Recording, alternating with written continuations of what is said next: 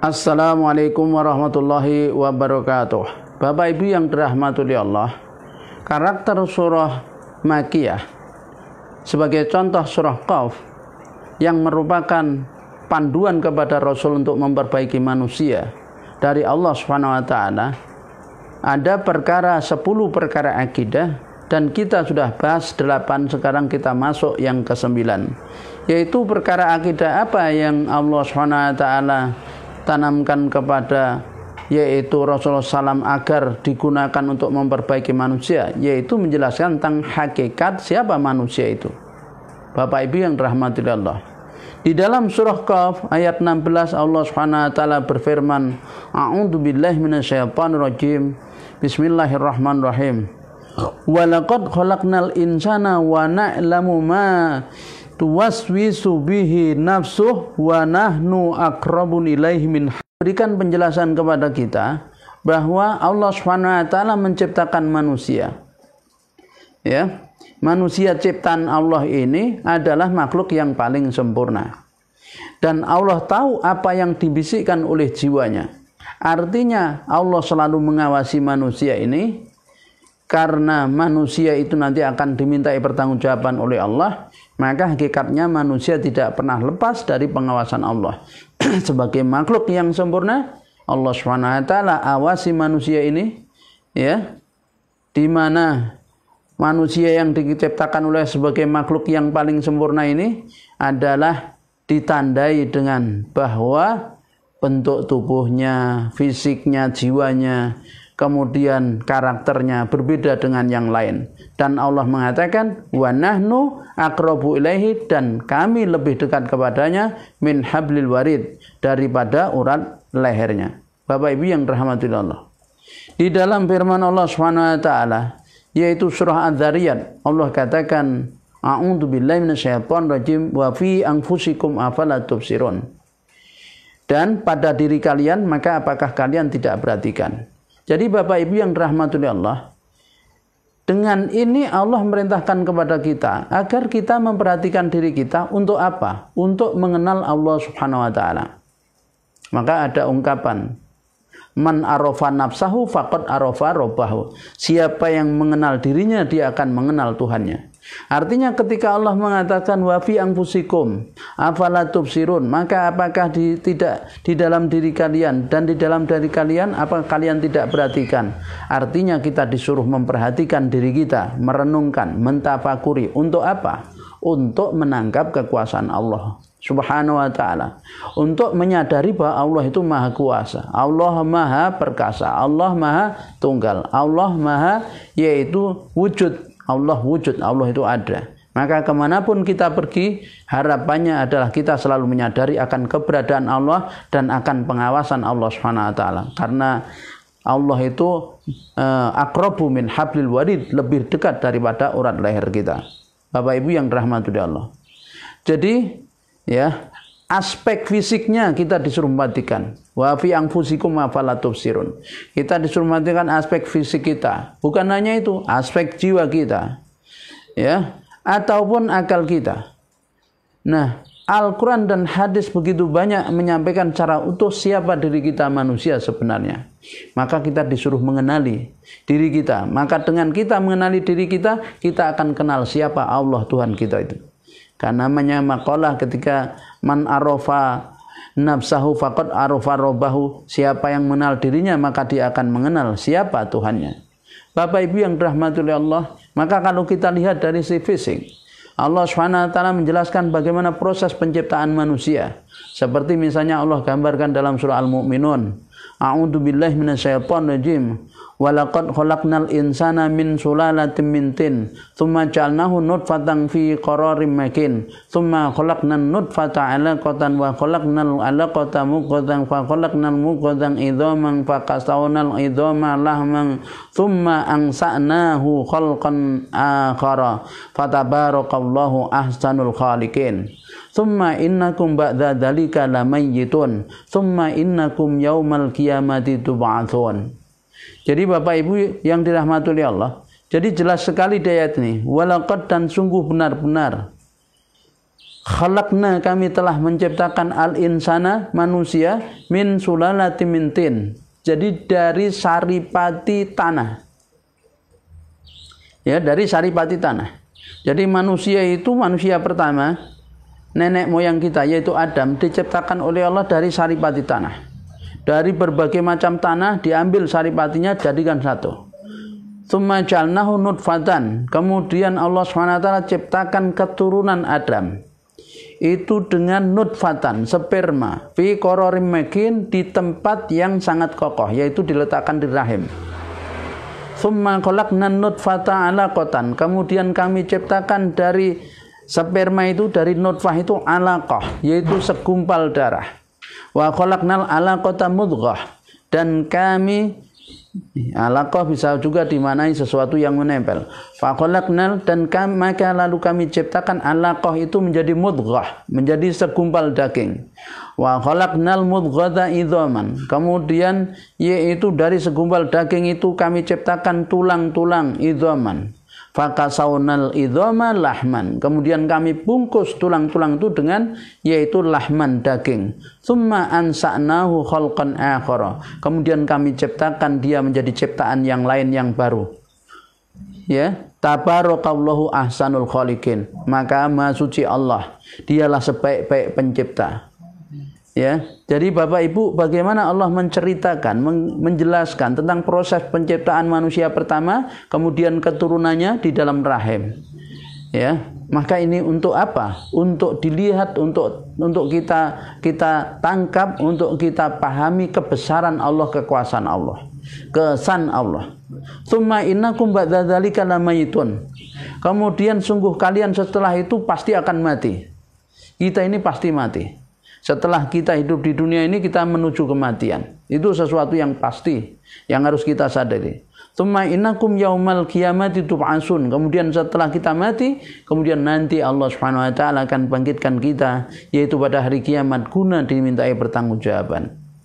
Jadi Bapak Ibu, Allah ceritakan dengan lengkap.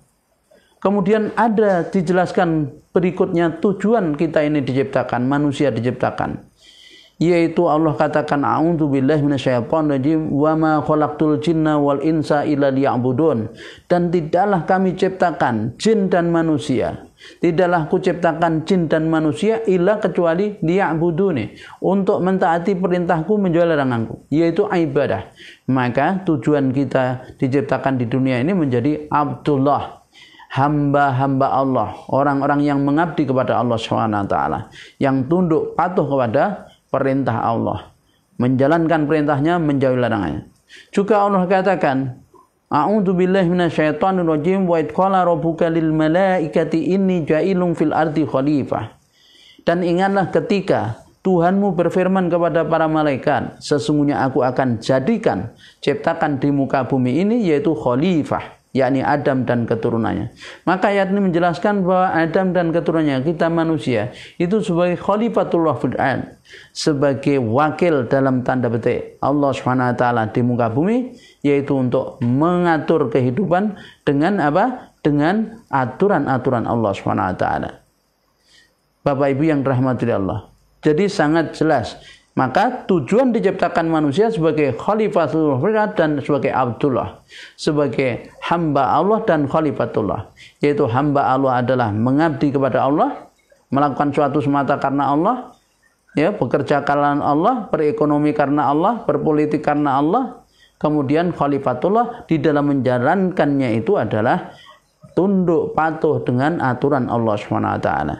Bapak Ibu yang dirahmati Allah. Dan oleh karena itu Allah jadikan manusia ini dengan sebaik-baik bentuk untuk menjalankan fungsinya itu. Allah katakan laqad khalaqnal insana fi ahsani taqwim. Sungguh benar-benar kami telah ciptakan manusia dalam sebaik-baik bentuk. Bapak Ibu yang dirahmati Allah. Tapi manusia yang bentuk terbaik itu bisa menjadi serendah-rendahnya makhluk. Maka Allah ingatkan supaya kita berhati-hati. Jangan sampai kita yang dimuliakan oleh Allah, ketika Allah merintahkan para malaikat sujud, jangan sampai kemudian kemuliaan itu kita ganti dengan kehinaan, yaitu menjadi hina karena mengikuti hawa nafsu. Maka Allah katakan tsumma raddadnahu asfala safilin. Kemudian kami bisa kembalikan manusia itu kepada serendah-rendahnya makhluk. Illa ladzina amanu wa amilus solihati falahum ajrun ghairu mamnun. Kecuali kalau mereka itu mau beriman dan beramal soleh. Maka orang-orang yang beriman dan beramal soleh itulah falahum ajrun ghairu mamnun, yaitu untuk mereka pahala yang tiada putus-putusnya. Bapak Ibu yang rahmati Allah, kalau kita perhatikan hakikat manusia ini, kita manusia yang diciptakan oleh Allah ini punya hati, punya mata, punya telinga, punya pendengaran, diberi oleh Allah Subhanahu wa taala. Dilengkapi itu. Ya, Allah katakan walaqad dara'na li jahannama katsiran minal jinni wal ins lahum qulubun la yafqahuna biha wa lahum a'yunun la yubsiruna biha walahum adzanu la yasma'una biha ulaika kal an'am bal hum adallu ulaika humul ghafilun. Maka Allah jelaskan walaqad, dan sungguh benar-benar dara'na li jahannama katsiran minal jinni wal ins, sungguh benar-benar kami telah penuhi yaitu neraka jahanam dengan kebanyakan dari jin manusia. Kenapa? Lahum qulubun la yafqahuna biha, karena mereka ini punya hati tapi tidak untuk memikirkan. Walahum a'yunun la yubsiruna biha, mereka ini punya mata tetapi tidak untuk melihat mana yang benar mana yang salah. Walahum adzanu la yasma'una biha, mereka ini punya telinga tapi tidak untuk mendengar, membedakan, tidak bisa membedakan mana hak mana batil. Karenanya ulaika, mereka itu kal an'am, mereka itu seperti binatang ternak. Bedanya apa? Bal hum adallu, bedanya manusia bisa lebih sesat, lebih hina daripada binatang ternak karena ada hawa nafsunya. Sehingga ulaika humul ghafilun, mereka itulah orang-orang yang lalai. Bapak Ibu yang rahmati Allah, Allah jelaskan di sini hakikat akal dilengkapi dengan hawa nafsu, tapi kalau hawa nafsunya yang menjadi pemimpin, akalnya menjadi pengikut, maka akal itu bisa digunakan seperti apa? Allah jelaskan juga di dalam firman-Nya. Ketika Allah menjelaskan dialog antara manusia, Allah dan malaikat, ketika Allah berfirman wa 'allama adamal asma'a kullaha tsumma 'aradhum 'alal malaikati faqala ambiuni bi asma'i haula'i in kuntum shadiqin, dan mengajarkan yaitu Allah SWT kepada Adam seluruh nama benda-benda. Summa aradhum 'alal malaikah, kemudian dialihkan kepada para malaikat. Faqala, kemudian Allah berfirman kepada para malaikat, ambiuni bi asma'i, kalian beritahukanlah kepadaku nama benda-benda itu. Haula'i, mereka benda-benda ini semua. In kuntum shadiqin, jika kalian orang yang benar. Qalu, maka malaikat menjawab, subhanaka, ma suci engkau, la ilma lana, tidak ada pengetahuan bagi kami, illa ma 'allamtana, kecuali apa yang telah engkau ajarkan kepada kami. Innaka, sungguhnya engkau, anta engkau al-alimul hakim, maha mengetahui maha bijaksana. Qala, kemudian Allah Subhanahu wa taala berfirman, ya Adam, wahai Adam, ambihum, beritahu kepada mereka, bi asma'ihim, seluruh nama-nama mereka. Falamma ambahum, maka setelah Adam memberitahu kepada mereka bi asma'ihim, dengan nama-nama mereka, qala, Allah pun berfirman, alam aqul lakum, bukankah aku telah katakan kepada kalian, inni, sesungguhnya aku, a'lamu, lebih mengetahui, ghaibas samawati wal ard, rahasia langit dan bumi, wa a'lamu, dan aku mengetahui, ma tubduna, apa yang kalian tampakkan, wa ma kuntum, dan apa yang kalian taktumun, kalian sembunyikan. Dari dialog ini Bapak Ibu yang dirahmati Allah, maka jelas bahwa akal manusia itu akan berfungsi manakala ada 4 komponen. Yang pertama ada fakta yang terindra.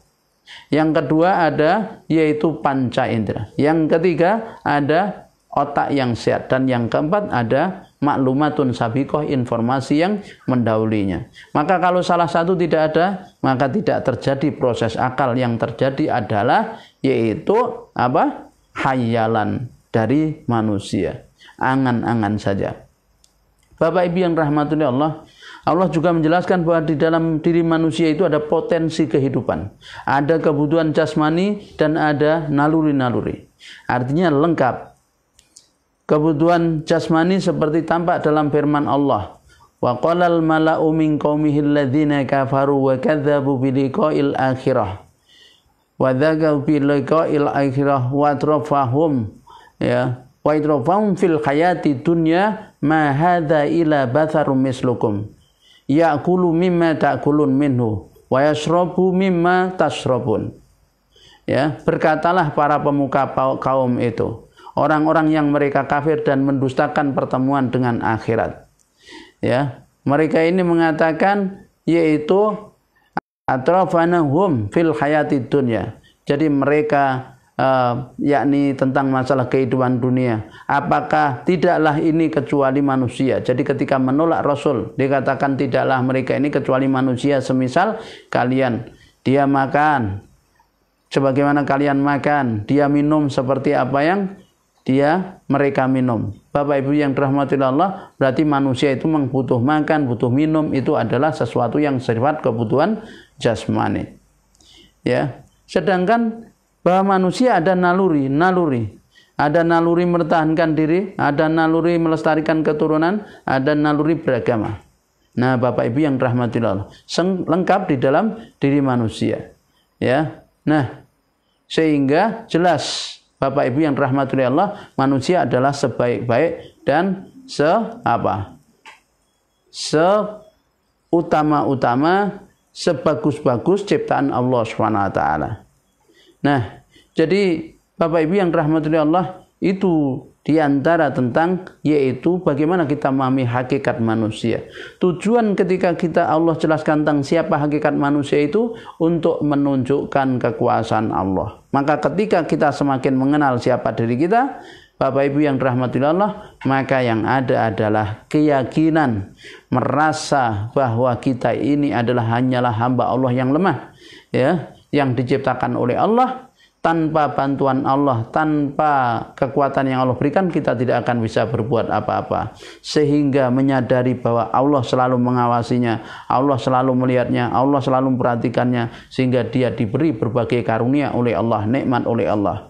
Nah, dengan itu maka di dalam diri kita ini selalu tertanam, terngiang-ngiang atau fikirkan di dalam diri kita, dimanapun kita berada, tentang keberadaan Allah, tentang yaitu bahwa Allah Maha Kuasa, maka kita akan tidak mampu apa-apa kecuali dengan pertolongan Allah SWT. Kiranya ini mudah-mudahan ini menjadi penguat bagi kita. Bagian yang ke-9 perkara akidah yang ditanamkan pada surah Makkiyah adalah memahami tentang mahwal insan, hakikat siapa manusia itu. Akhirul kalam, wassalamualaikum warahmatullahi wabarakatuh.